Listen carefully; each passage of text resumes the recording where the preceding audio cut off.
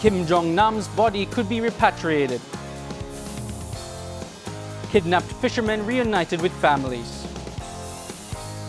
Hi, I'm Daniel Bakri with Kappa News.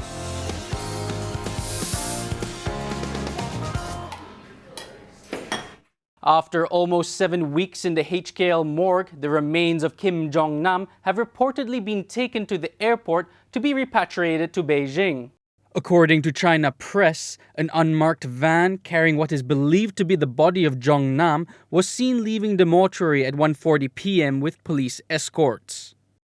Several members of the media who tried to chase the grey vehicle were blocked by police. The van was later seen arriving at the KLIA cargo complex at 2:50 p.m. China press also reported that a car ferrying 4 to 5 North Koreans left the embassy at Jalan Bata in Damansara Heights at 3:20 p.m. It's believed that the Air Koryo employee and embassy second secretary, who are wanted by the police for Jongnam's murder, were inside the car and heading to KLIA to catch a flight to Beijing. Prime Minister Datuk Sri Najib Razak said late Wednesday that the government was engaged in very sensitive talks with North Korea. 3 Malaysian embassy staff and 6 family members are currently stranded in Pyongyang after both countries recalled their ambassadors and barred citizens from leaving. It was a bittersweet reunion for 3 fishermen who were kidnapped by Abu Sayyaf rebels 8 months ago as they met with their families for the first time at the Prime Minister's residence following their rescue last Sunday.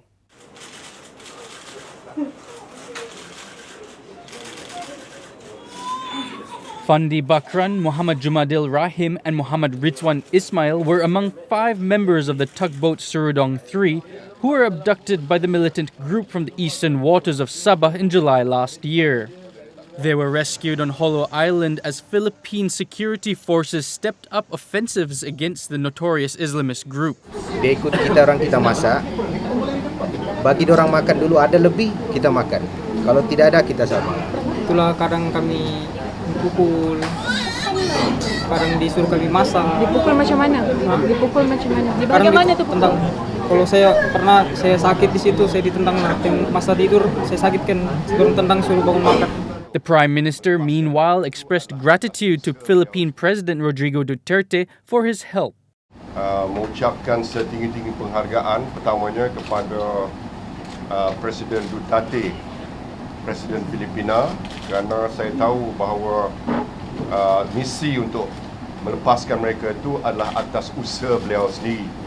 Dan beliau nak pelepasan itu dilakukan sempena hari jadi beliau yang ke-72. Telah disambut kemarin dulu dan beliau nak ini sebagai tanda keakraban hubungan antara Filipina dan Malaysia. On Monday, Najib and his wife Datin Sri Rosmah Mansor met the 2 other fishermen, Tayuddin Anjut and Abdul Rahim Sumas, who were rescued last Friday. On a lighter note, the Prime Minister's Persian cat Kiki stole the limelight at the end of the press conference.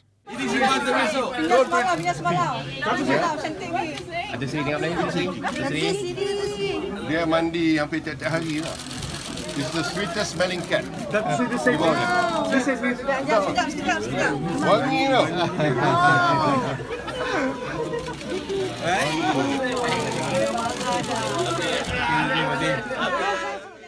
A question on a moral studies paper for Year 1 students from a national school in Petaling Jaya has come under heavy criticism for being racist. The issue came to light after actress Sarah Lien expressed her outrage on social media. The exam paper had asked students to match names to a picture of their place of worship. First I saw 60 marks on it, and then when I actually looked at the question and what the child is asked to do, which is essentially match a name to a picture, I thought it was quite wrong. You can't really use names to describe someone's place of worship. I think it just encourages a lot of stereotypes. I think as adults we already know who should have been in the right boxes just through personal experience, but I think when the child wrote, let's say for example, Davy fitting into the church and that was wrong, I thought that was incorrect. I thought that was a very flawed question, and the answers are actually not wrong. So how do you explain to a child? Lian added that she was glad her Facebook post started much discussion about the education system and questioned whether it provided students with the right resources and mindset. Minister in charge of National Unity, Tan Sri Joseph Kurup, also denounced the typecasting and said the incident merited careful investigation by the Education Ministry.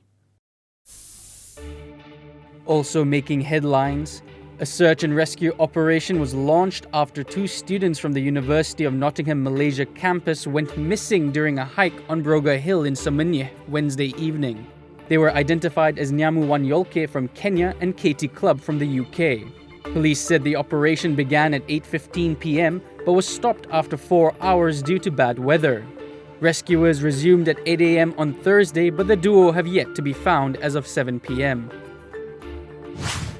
A former school canteen helper who outraged the modesty of a 12-year-old boy in 2014 had his jail sentence enhanced to 15 months jail by the Ipoh High Court on Thursday. Muhammad Yunus Hassan, who had hugged and kissed the victim at the toilet of a school in Ayer Tawar, was convicted by the Seri Manjung Magistrates Court last year, where he was jailed 1 day and fined 4,000 ringgit. The decision follows an appeal by the prosecution. First, there was nasi lemak pondan. Now there's nasi lemak gay, which has since gone viral. Many were quick to judge, but the stall owner Adi Yusuf said it's not what people think. Singkatan GAY, stand untuk Gerai Adi Yusof.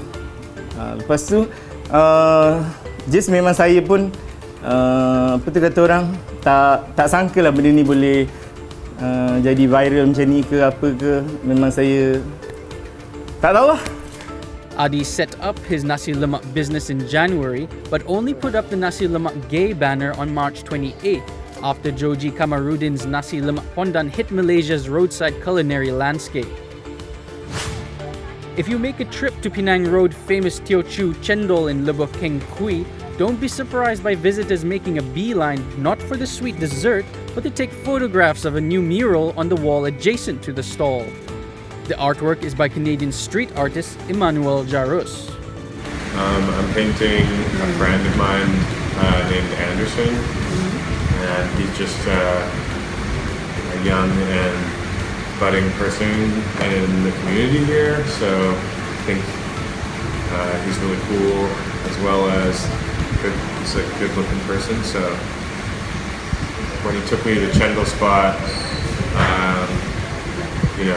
took a photo of him, and that's my reference material. Jarus also drew the mural on a facade of the First Avenue Mall at Magazine Road. Ladies and gentlemen, welcome to your phone on box. Samsung unveiled its new Galaxy S8 smartphones in the US on Wednesday, as the market leader seeks to rebound from a chaotic handset recall and a corruption scandal. Fitted with screens of 5.8 and 6.2 inches, the two handsets include its upgraded digital assistant Bixby, competing in a crowded field that includes Apple Siri, Google Assistant, and Amazon Alexa. I would say the top 3 things about the Galaxy S8 is, first of all, the infinity display, kind of edge to edge, almost no bezel at all. I think the second might be this DeX feature, which turns the phone into a PC. And probably the third, which interestingly enough didn't get talked about a lot, is gigabit speed wireless, LTE. That's 3 times faster than any phone out there today. Samsung will start taking pre-orders for the Galaxy S8 and S8 Plus in Malaysia on April 11th. Madeira renamed its airport in honor of Cristiano Ronaldo on Wednesday. Ver o meu nome ser dado a este aeroporto é algo muito especial. Toda a gente sabe que tenho orgulho das minhas raízes e da minha terra. Nas entrevistas que dou em ações de promoção, faço sempre questão de elogiar Portugal e em especial a Madeira. Also presented was a grinning bust of one of the greatest footballers of all time. Aside from the hair, which looks suitably similar, social media users were quick to mock the statue as looking nothing like him and even horrifying. It's not the first time a statue depicting Ronaldo has made headlines. The Portuguese forward has a statue of himself outside his museum in Funchal. He also has various waxworks made in his image in Madrid, London, and Thailand. The Real Madrid player has even been immortalized as a Spanish caganer or Christmas pooper in Barcelona's markets. Warner Brothers showed off its upcoming films for 2017 at CinemaCon in Las Vegas, which included a DC comic book adaptation of Wonder Woman with plenty of new footage of the warrior princess in battle.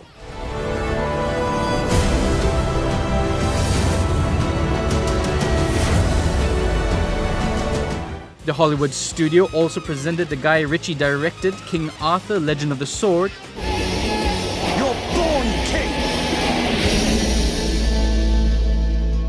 and Blade Runner 2049. I had your job once. I was good at it.